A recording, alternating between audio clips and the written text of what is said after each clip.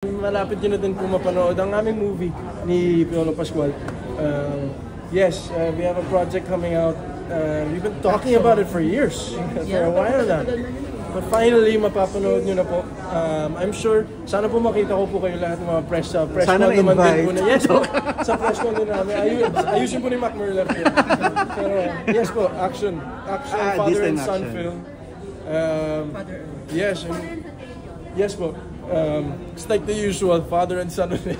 Kaya hindi ba, hindi ka ba na parang naiilang sa issue na parang binibigyan ng mali siya yung relationship niya ni Papa P? I've been asked this so many times po kasi talaga. Ang akin naman po, ang sa akin, I know who I am. Kapatid ko yan si Piolo. He's like a brother to me. He's been a mentor for me for the past 2 years. He came into my life at a very significant time when I was losing my sister. And nung pinifilm po namin yung The Ride, ilan lang po nakakaalam sa pinagdadaanan ko nun. He was one of them, one of my brothers that really helped me out through the scenes na masakit, mahirap pong gawin kasi pinagdadaanan ko nga po yung nangyari sa kapatid ko. But I never really have to answer what the people say. Mali naman po talaga yung iniisip ng mga tao. May masasabi lang po talaga yung mga tao. Pero kapatid ko po yan si Piolo. Hindi ko po siya tito. Kasi para kami magkapatid po talaga, promise. He's like a brother, he's a best friend of mine.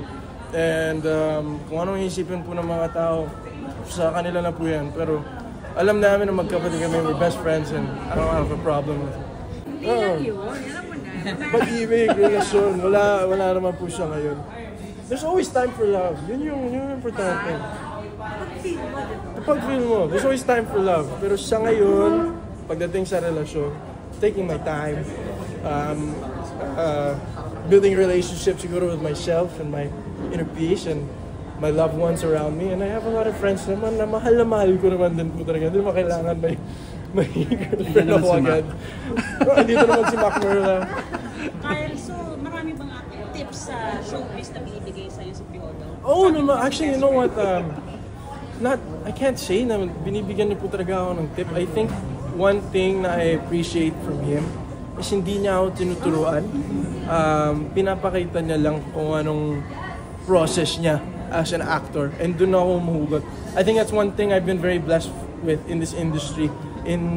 Sa career ko po, I've been surrounded by so many friends na talagang veterano po sa industriya na ito. And they're so generous in showing me, and not teaching me, but showing me what I need to do in this industry para tumagal. And it's up to me to continue on what they've been able to teach me. Kasi recently, napanood ka sa TV sa MMK with Kai Montenola. Yes. At ang daming mga sumuporta, ang daming kinilig sa tambalan ninyo. Kamusta na kayo? Okay naman kami ni Inday. Lagi naman kami magkausap. I'm super proud of that girl. She just had a performance with Tito Ogie, di ba? Napakagaling niya. Yes, super galing kasi ni Kai. And I think it's about time she gets put on the right platform. And I'm super excited for her now na mas lumalabas siya sa ASAP, finally. And like I always say, I'm just so proud and so happy to watch her grow in this industry. May asa ba kami sa tambalan ninyo in the future? Lagi ko po sinasabi, abangan nyo bang po. Wala po akong masabi sa ngayon.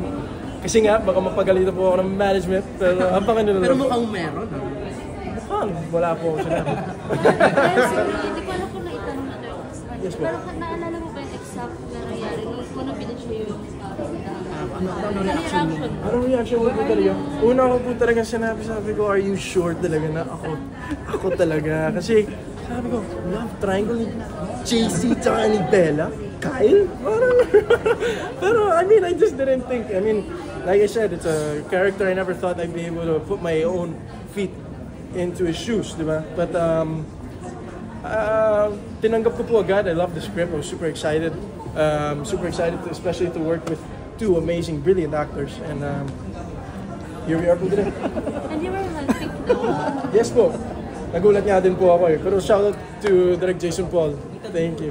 And of course, Tita June and Viva Films for thinking even to Thank you. Maraming Abisyon na salamat. lang tayo, See you. Kyle. Kailan po ulit namin papanood sa isang teleserye? Can't say. Yes, pero may project po kami yung Dreamscape. Yan ba Di yung ko po para sa pwedeng- blonde na buhok? I can't say anything. It's not. Actually, iba po yung blonde. Pero I can't say anything, no? Pero malapit na po ata pwede sabihin. Malapit na po. Kasi umusay mo dun sa Pamilya Sagrado. Thank you so much, Talagang tumatak ma'am. yung eksena mo doon. Thank you so much. For movie to or for teleserye? I really can't say. Ayaw nga sabihin. Basta for a project. For a project po. Pero hindi po siya para sa Dreamscape project. Basta iba po yan. Basta. Wala. Kahit Ayoko po mapagalit. Baka mawala pa po sa akin yung project. Kahit are you open working with parang an older women, tapos ikaw yung kapartner, and then may mga interests yung ganyan, okay lang with you? Yeah. Kasi ngayon parang Bella, pero wala namang ganyan. Yeah. Diba? Ano naman, like what I said po, parte po ng trabaho Mga May natin. December love story. Yeah, I would love to do stories like that because totoo siya nangyayari sa buhay ng mga tao. And may mapupulot ka pa rin talaga sa mga ganun kwento. And ano naman, like I said kanina po talaga, what I love about my job and what we do is na talagang you get to wear the shoes of people that you never thought you would ever be able to in your life, di ba? Sino yun, kung sakali? Sino yung gusto mo ka-partner on that kind of? May Giselle ba? Maylene Dizon, siyempre, Bakit siya? mahal na mahal ko yung babae niya. I love her so much. Shout out to Ate Mai. I just love her so much. Hindi pa kayo nakapagtrabaho? No, we worked so many times. Pero bakit siya Huwag Ka pa Mga din? Ba, Pamilya Sagrado. I don't know, such a close friend of mine. Never, I call her Ate Mai, pero she's just like my At best least friend. hindi ka na maiilang kasi Yeah, close na kayo. of course, exactly. Why not, di ba? Pero marami pa naman.